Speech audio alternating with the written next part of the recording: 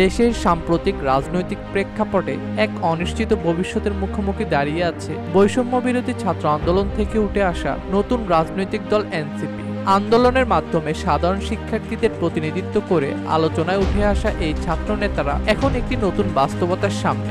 আওয়ামী লীগ সরকারকে পতনের মুখে ঠেলে দিয়ে তারা যেমন ক্ষমতাসীনদের চোখে শত্রুতে পরিণত হয়েছে, তেমনি বিএনপি এবং জামায়াতের সঙ্গে নানান কারণে সম্পর্ক জটিলতা পড়েছে। ফলে রাজনৈতিক ময়দানে এখন তারা কার্যত একা। বিশ্লেষকদের মতে এনসিপি তরুণ নেতৃত্ব নিয়ে এসেছে ঠিকই, কিন্তু রাজনৈতিক জোটের বাইরে থাকলে নির্বাচনে উল্লেখযোগ্য সাফল্য পাওয়া কঠিন।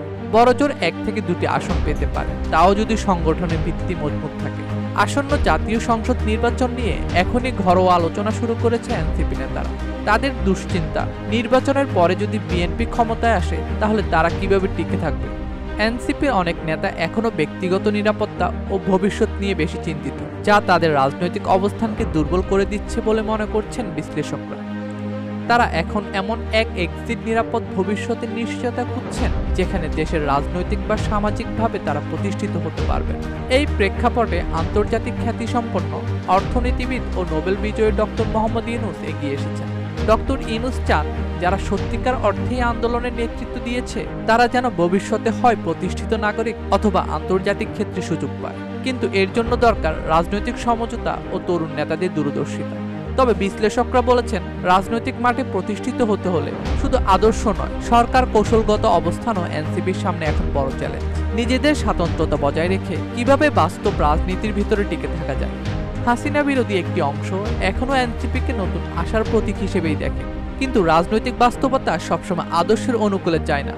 এনসিপি নেতৃত্ব নিয়ে হতাশা আরো ঘনীভূত হয়েছে, যখন দেখা যাচ্ছে কিছু নেতা সরাসরি আওয়ামী লীগ ঘনিষ্ঠ মহলে সম্পৃক্ত হচ্ছেন বা তাদের পুনর্বাসন চেষ্টার অভিযোগ করছে।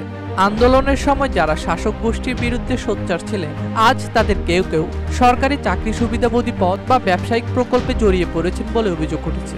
এতে করে সাধারণ কর্মী ও শুভাকাঙ্ক্ষীদের মধ্যে প্রশ্ন উঠেছে, এই নেতৃত্ব আদর্শিক নাকি সুবিধাবাদী। অন্যদিকে দলের অভ্যন্তরে একাধিক কেন্দ্রীয় নেতা 11 ধরনের অবস্থান নিচ্ছে। 11 সময়ে একজন 11 বক্তব্য দিচ্ছেন। সমন্বয়হীনতা দলটির সাংগঠনিক শক্তিকে প্রতিনিয়ত দুর্বল করে ফেলছে। বিশ্লেষকদের মতে এসব বিষয় নজর না দিলে আদর্শ ও বাস্তবতার মাঝখানে ঝুলে থাকা এই তরুণ দলটি এখন ক্রমে রাজনৈতিক বিশ্বাসযোগ্যতা হারানোর পথে। ডেস্ক রিপোর্ট, দৈনিক দেশকা।